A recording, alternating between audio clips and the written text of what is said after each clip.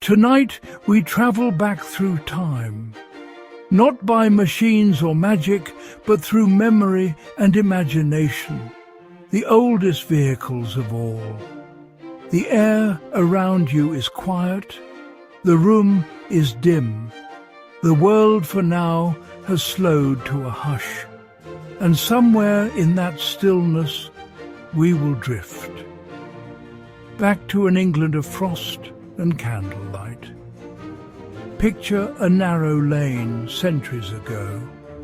The cobbles are slick with melting snow. A low mist curls from the chimneys. Inside, behind shutters and heavy oak doors, families gather by their fires. It is Christmas. Or at least it would be if it were allowed. The year is long gone from living memory. The 1600s, a world of kings and parliaments, of sermons and swords, of plague and prayer. And in that strange world, one law stood out among many, that it was forbidden to eat a mince pie on Christmas Day. To modern ears, it sounds absurd, almost comical. But for the people who lived under that law, it was anything but a joke. Because what the law truly forbade was not pastry, nor meat, nor spice, but joy itself. To understand how that came to be, we must first go further back still, back to a simpler age when the mince pie was born. It is the 14th century, medieval England, a land divided by forests and faith. The fields lie bare beneath a pale winter sun. The harvest has long been gathered. The cold months bring hunger to the poor, but for those with means, for lords and monks, for merchants and mayors, winter brings something else: feasting. The medieval calendar is a rhythm of fasts and feasts. Days of solemn abstinence, followed by days of plenty, each bound to the turning of the year and the Church's holy cycle. And none were more beloved than the 12 days of Christmas. For 12 nights, candles burned bright in abbeys and halls. Musicians played shawms and tabors, and tables overflowed with roasted meats, ale, and sweet puddings. Among those dishes stood one of curious name and substance, the mince pie. But the mince pie of the 14th century was not the one we know today. It was not small, nor sweet, nor sprinkled with sugar. It was a robust, spiced meat pie, savoury, rich, and deeply symbolic.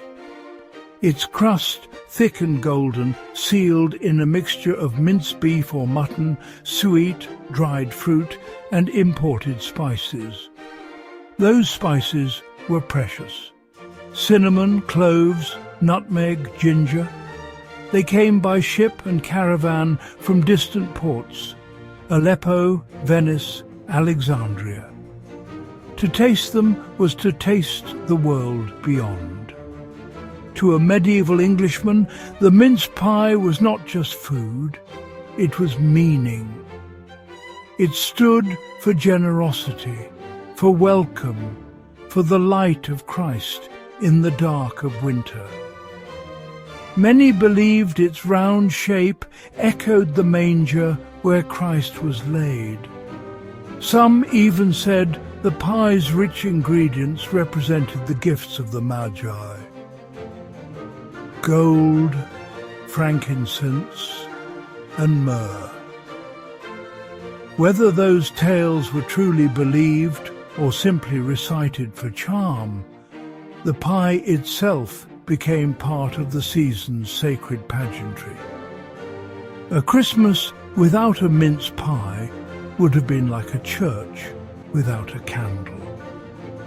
Across the centuries, the English love of spiced foods deepened. Crusaders returned from the East with a taste for exotic flavours. Monastic kitchens experimented with combinations of fruit and meat, of sweet and savoury. To modern sensibilities, such mixtures seem strange. Raisins beside beef, currants beside sweet. But to the medieval palate, they were divine. And crucially, they were expensive. Spices, even in small quantities, marked status. To serve them at Christmas was a sign that one's household prospered, and that one gave back to God and neighbour alike. In those days, feasting was not only indulgence, it was devotion. To host a feast was to celebrate divine generosity. To share it was to reaffirm the social order, the Lord feeding his tenants, the wealthy feeding the poor. The mince pie sat at the centre of that ritual. In village after village, the baking of the pies became a community act. The local baker would set aside his ovens for days, and families would bring their fillings wrapped in cloth. Children watched in delight as pies large as shields slid into the brick chambers to bake. The air would fill with a heady perfume of fruit and spice, the scent of the season itself. This was a world bound by faith, but not yet by division. The church ruled daily life, yes, but Christmas belonged to everyone, to the farmer and the friar, the merchant and the mason alike. All gathered around the same symbol of warmth and blessing, the feast. No one could have imagined then that such joy would one day be seen as dangerous. As the centuries turned, England changed. The Black Death came and went, reshaping towns and hearts alike. The great cathedrals stood as stone prayers, but new ideas began to stir within the pews. By the 16th century, religion was no longer one unquestioned faith. It was many. The Reformation swept across Europe like a storm. Kings broke with popes, priests married, churches whitewashed their painted walls. In this new world, old customs began to look suspect. Anything that seemed too rich, too ritualized, too papist became a target. And Christmas, with its abundance and revelry, with its pies and puddings and music, was among the first to draw wary eyes. To some, the season's merriment had drifted from holiness into folly. The pious saw the feasts of the old church as wasteful, even sinful. They preferred plain food, plain clothes, plain worship. Yet, even as sermons warned against indulgence, the people held fast to their traditions. In towns and villages alike, Christmas continued. Families baked their pies, carolers sang their songs, and parish halls glowed with the same warmth that had always marked the season. But a shadow had begun to form, faint at first, like frost gathering on a window pane. And when the winds of civil war began to blow, that shadow grew darker still. Before we go on, let's pause, breathe slowly. Imagine the quiet of a medieval night, the smell of wood smoke, the flicker of candlelight on stone. Try to picture the faces of those who lived then. Bakers, masons, wives and children. People who laughed and worked and longed for comfort in winter's heart. For them, a mince pie was more than food. It was belonging. And it is that very belonging that history in time would try to take away. In the next part of our story, we will see how faith became law and how law turned even the simplest pleasure into defiance.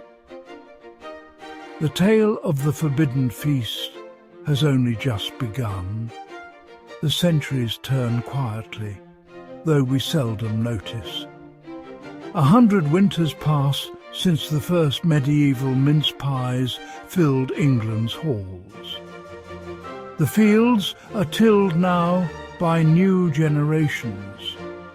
The cathedrals stand still, but the world around them has changed. It is now the age of the Tudors, of Henry and Elizabeth, of explorers and poets, of the English Bible and the printing press. The old medieval world has faded into memory. But one thing endures, the Christmas feast. In Tudor England, Christmas is not a single day. It is a season, 12 long cheerful days stretching from December 25th to the Feast of Epiphany. The countryside sleeps beneath snow. The plough is set aside, and for those brief weeks, time itself seems to slow. The gentry fill their manors with guests. The poor gather at the doors of churches and receive alms. The kitchens roar with life. The scent of roasting meat, butter melting over pies, wine simmering with spice. In these years, the mince pie reaches new perfection. The filling grows richer, sweeter, more complex. Mincemeat now mixes finely chopped beef or venison with dried raisins, currants, apples, brandy, and candied orange peel. The crusts are glazed to a shining gold, sometimes shaped into ovals or even into tiny cribs to recall the manger. In London, bakers' stalls fill the markets of Cheapside and Fleet Street. The air hums with chatter and the ring of coins. Housewives haggle for figs and cinnamon. Children beg for a sugared scrap. It is a world alive with colour and scent and song. And yet, beneath this merry scene, there stirs a quiet unease. For in Tudor England, Christmas is not merely celebration. It is statement. To keep it lavishly is to show one's loyalty to the old ways of the Church. To keep it modestly is to hint at sympathy for the new faith. Even food can be politics. In 1534, King Henry VIII breaks with Rome. The monasteries close, their treasures seized, their bells melted down. The great abbey feasts of Christmas vanish overnight. But in homes across England, the people cling stubbornly to their pies, their puddings, their carols. What had once been a church festival now becomes more and more a household one. Elizabeth I, ever the master of image, walks a careful line. She allows the merriment, even encourages it in moderation. Her courtiers dine on spiced pies shaped like stars and crescents. The Queen herself is said to have enjoyed a venison pie each Christmas, richly flavoured with cloves and dates. But outside the court, the lines of faith grow sharper. Some Protestant reformers see no harm in Christmas cheer. Others, sterner in conscience, see only sin in the revelry. The holiday becomes a mirror in which England sees its own divisions reflected. The 1500s draw to a close. Sailors cross the oceans. Plays fill the new theatres by the Thames, tales of kings and lovers and fools. And still, each winter, the same fragrance rises from English kitchens, meat, fruit and spice wrapped in pastry. For all the turmoil of church and crown, the Christmas feast remains the great equalizer. In manor and cottage alike, people gather to share the same dish. Yet, with every generation, whispers grow a little louder. Pamphlets circulate, small, cheaply printed sermons written by fiery preachers. They warn that the season of Christ's birth has become a season of gluttony and idleness. They urge believers to put away frivolous customs. No mumming, no wassailing, no pies stuffed with costly foreign spice. To these moralists, the mince pie is a symbol of worldliness, of vanity, a relic of the old Catholic feasts, and thus to be purged. But the people do not easily surrender their comforts. Each December, ovens still burn hot. And when the bells ring for Christmas morning, even the most pious reformer might find themselves drawn by the smell of butter and nutmeg drifting through the air. For all its divisions, England remains a country of custom. Every village has its own small rituals.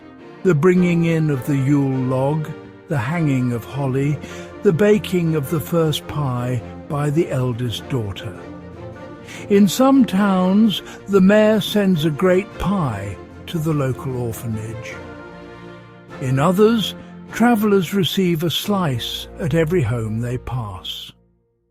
The sharing of food remains the thread that binds communities. In the north, mince pies are made large, great round platters meant to feed whole households. In London, they shrink to delicate morsels, a dozen to a plate, each gilded with egg wash. The taste varies, but the meaning does not. The mince pie is the taste of togetherness. Even the poets join the celebration. A verse from 1611 praises the merry mince pie of meat and of might, while another laments that no feast is complete till the pie be cut and the candle burn low. In these words we hear a nation speaking to itself, half laughing, half praying, wholly alive. But no peace in England lasts forever. The next generation will see the kingdom torn apart, not by invaders, but by its own beliefs. King James the Drull rules now, a lover of learning, yet anxious for control. He dreams of uniting his realm, but finds it fracturing instead. Beneath the crown, factions harden, royalist and parliamentarian, traditionalist and Puritan, each convinced that they alone serve the true faith. And so, when James's son, Charles I, ascends the throne, the tension tightens.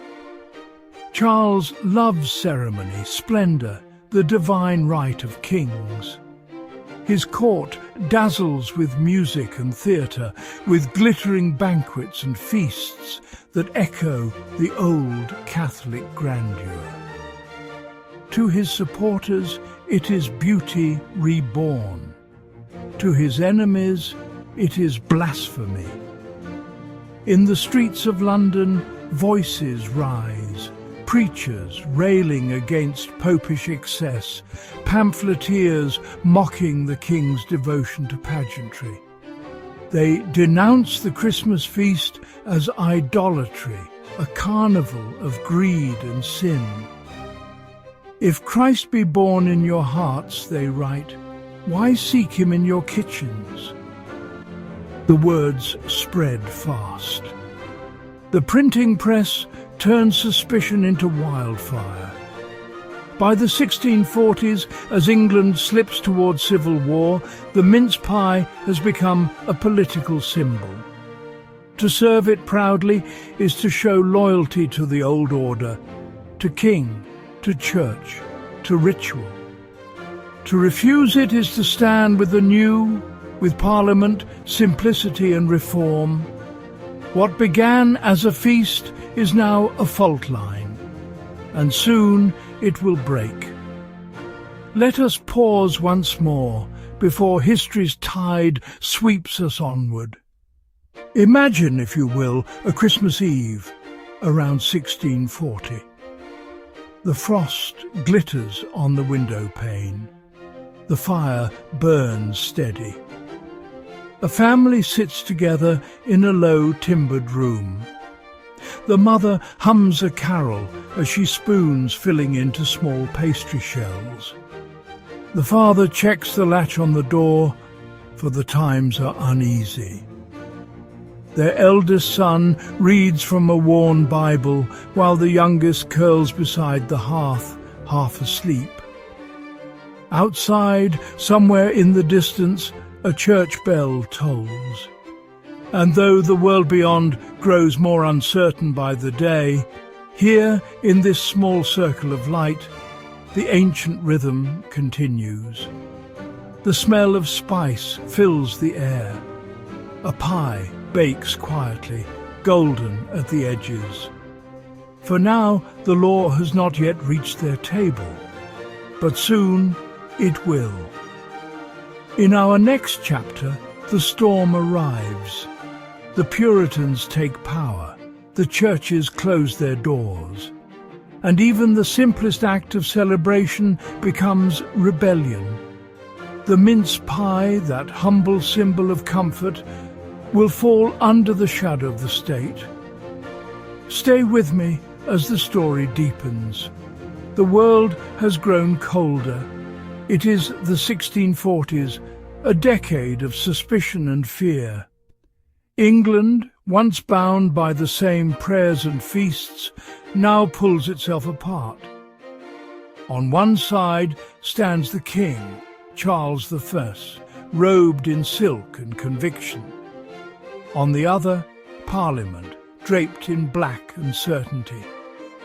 Between them, a nation, bewildered, divided, hungry for peace.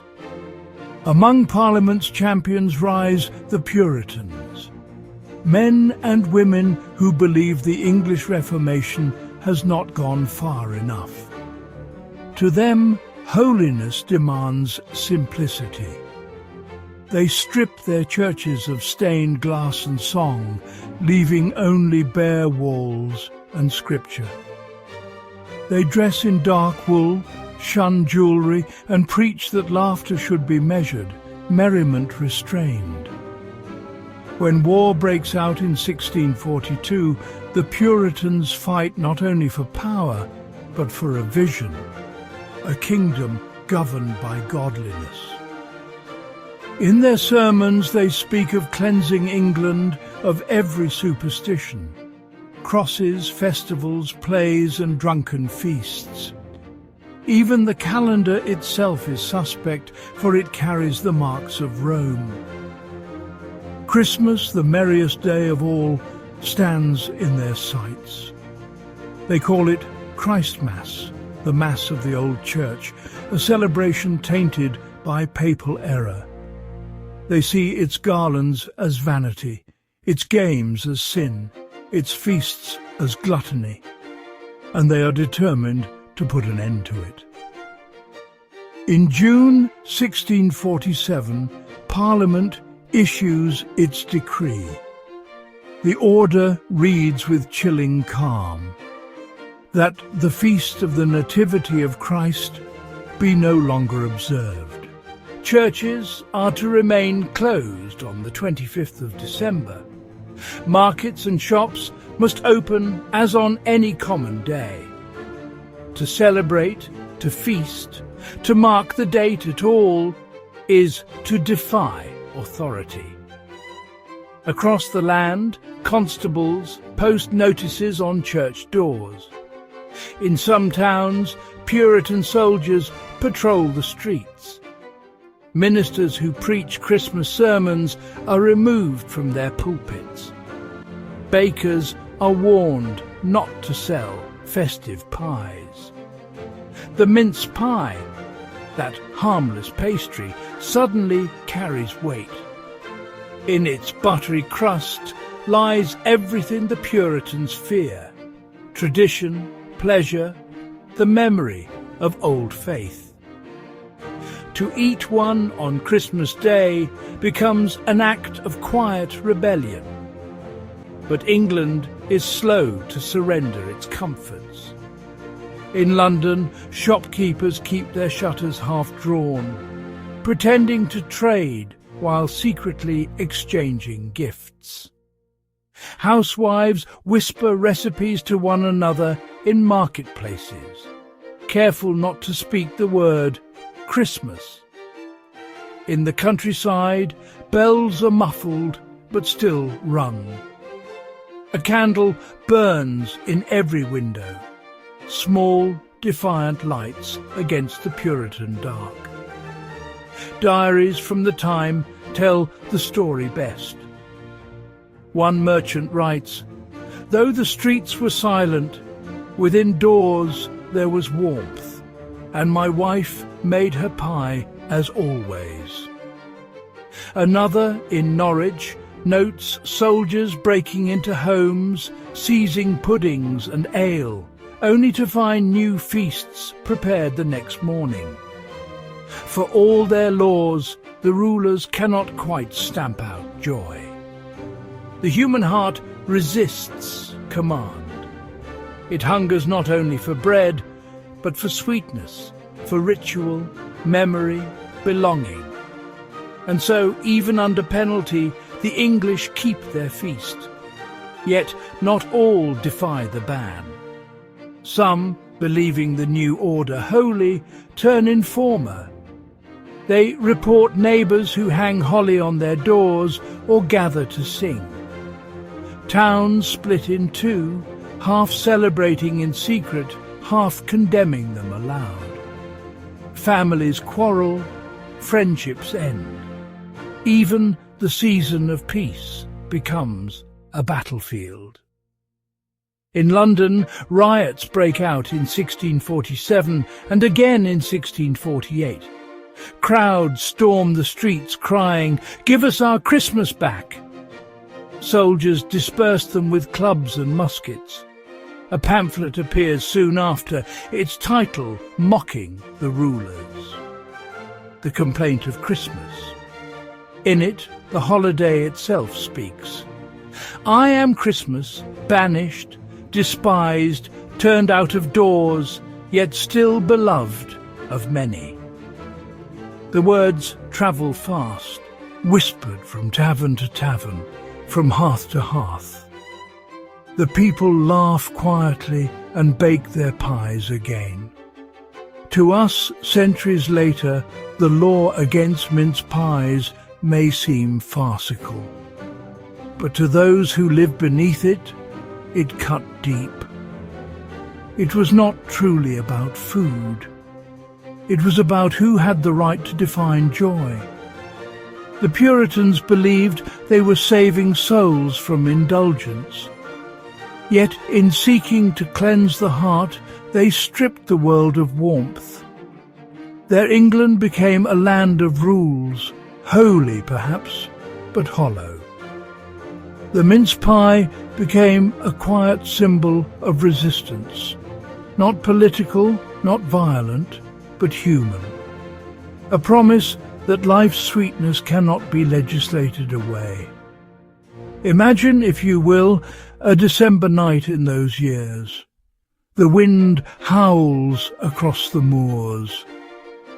In a small farmhouse, the shutters are closed tight. A woman kneads dough by candlelight. Her hands are rough from work, her breath a ghost in the cold air.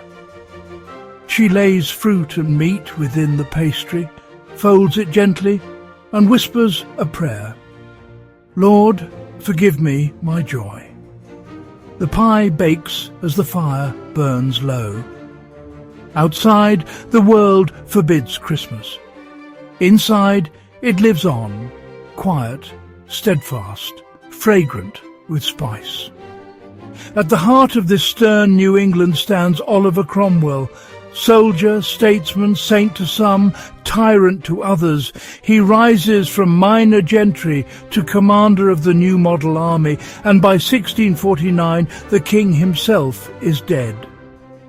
The monarchy abolished, a commonwealth proclaimed. Cromwell rules as Lord Protector, guided by faith and iron. He closes the theatres, censors music, forbids dancing on the Sabbath. His soldiers patrol taverns to prevent drunken revels. To many, it feels as though the colour has drained from England's world. Even the days of the week are renamed in plain, godly language. The great feasts of the year, Easter, Whitsun and Christmas, are reduced to ordinary days of work and prayer.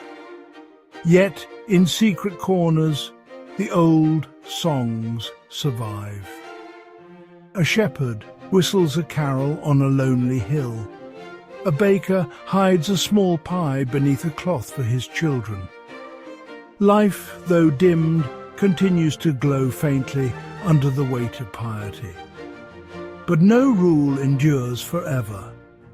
By the 1650s, weariness settles over the land. The economy falters. The people tire of solemnity.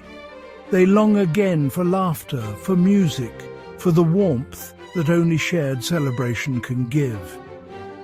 In 1658, Oliver Cromwell dies. His son Richard inherits his title, but not his strength. The Commonwealth begins to crumble. The following year, murmurs spread through taverns and markets.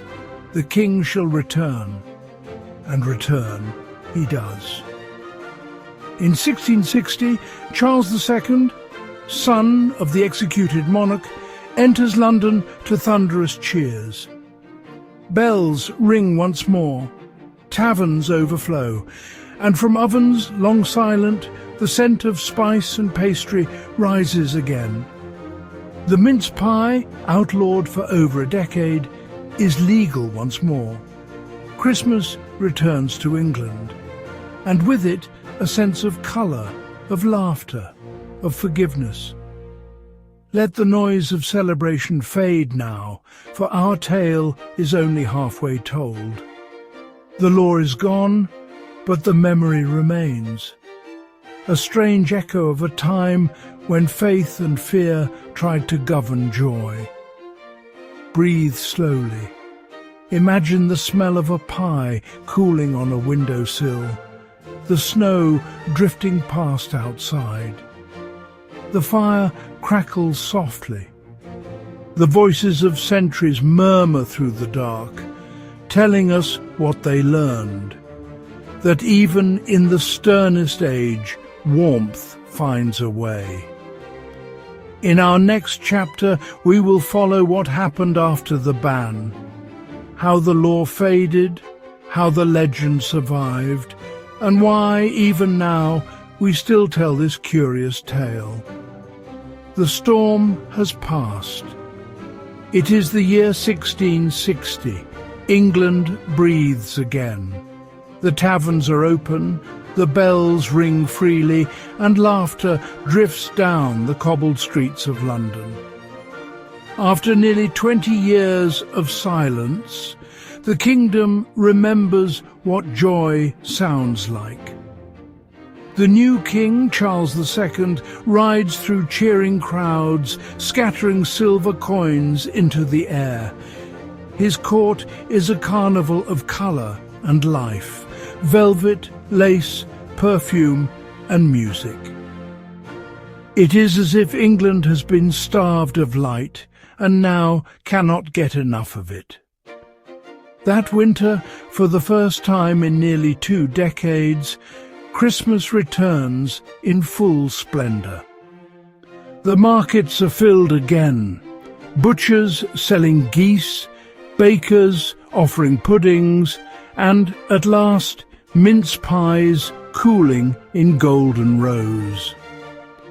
In homes across the land, families gather as if waking from a long dream. The old recipes are taken down, flour is sifted, fruit is soaked, spice is weighed with care. The scent of cinnamon and cloves drifts once more through kitchens. For the generation that grew up under the ban, this Christmas is not merely a feast, it is a homecoming. The pies are baked larger than ever, as if to make up for lost years. The old carols are sung again. God rest ye merry gentlemen, the first Nowell, in dulce jubilo. And in every verse there is an undercurrent of relief, the kind of joy that only returns after long absence. But memory lingers. People still speak of the years when celebration was forbidden. They tell their children, half in wonder and half in jest, of the time when eating a mince pie was a crime. The story changes as it passes from mouth to mouth. In some versions, Cromwell himself personally outlawed mince pies. In others, Parliament banned all sweet foods. The truth, as always, is simpler, but the legend is more delicious. Over the centuries, the story grows into myth, that a law was passed in England making it illegal to eat mince pies on Christmas Day. A law that, though long forgotten in practice, would forever amuse the generations to come. Perhaps it is fitting, for England has always loved its eccentricities, its strange statutes and stubborn customs, its fondness for stories that are too good to be entirely true. The Restoration years roll on. Life settles into rhythm again. The Puritans fade from power, their vision of a perfectly disciplined England giving way to something messier, but more human. Christmas remains, though quieter than before. The grandeur of the medieval feast does not return in full. Instead, the holiday becomes more domestic, more intimate, a celebration not of kings or courts, but of hearth and home. Families gather not for spectacle, but for comfort. And at the centre of the table always sits the pie, humble, golden, fragrant. The world changes around it, but the mince pie endures. As the 18th century dawns, England's heart turns outward, to trade, to science, to empire. Christmas fades into the background of daily life. It is still marked, of course, but without the fervour of the past. To many, it becomes little more than a date on the calendar, a quiet day of rest. The Puritan ban is long gone, but its shadow lingers faintly in the national temperament, a lingering sense that too much joy is somehow improper. And so, for more than a century, the holiday slumbers. The carols are rarely sung. The feasts are modest.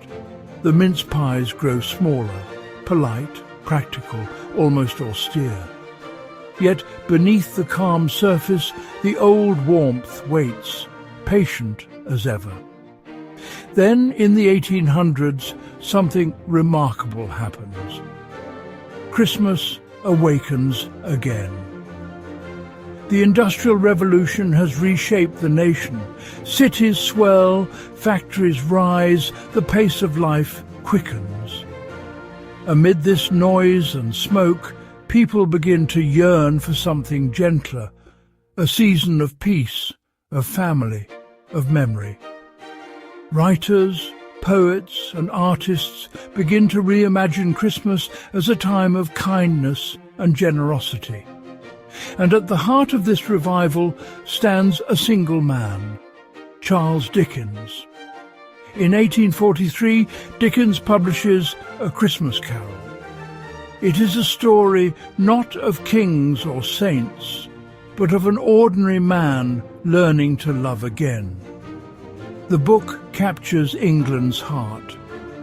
It reminds the nation that Christmas is not about law or doctrine, but compassion. Across the country, families read it aloud by candlelight. Churches reopen for Christmas services, carols fill the streets again, and once more the mince pie, that ancient survivor, returns to every table. By the late Victorian era, the mince pie has become more than a dessert. It is a story in itself, a link to the past, a taste of endurance. Mothers teach their daughters the same old recipes. Bakers sell them by the dozen to travellers heading home for the holidays. In every flaky crust lies a quiet history, the memory of forbidden joy, of a people who refused to give up celebration. And though no one now fears the law, the story of the ban is told and retold, sometimes in jest, sometimes with wonder, always with affection. For in that absurdity, the idea that one could outlaw happiness, there lies a reminder of how precious happiness truly is.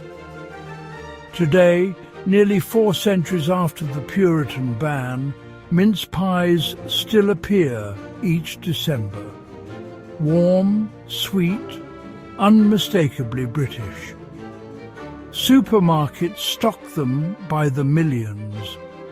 Families pass them around after Christmas dinner. They have become as much a part of the season as holly or mistletoe, their scent woven into the fabric of winter. And still, somewhere, someone will smile and say, "You know, it was once illegal to eat these on Christmas Day." The others will laugh, uncertain if it's true. But that's the beauty of it. The way myth and history blend, the way a simple pastry can carry centuries of memory in its buttery folds. So, as the fire burns low and the last crumbs of pie are brushed from the plate, let us remember what this story really means. Not that England once banned a dessert, but that for a time it forgot the meaning of joy, and that when the darkness passed, joy returned stronger than before. The law that silenced Christmas was temporary. The spirit that restored it was eternal. For centuries now, through war and peace, through feast and famine, people have gathered each winter to share warmth, to forgive, to begin again.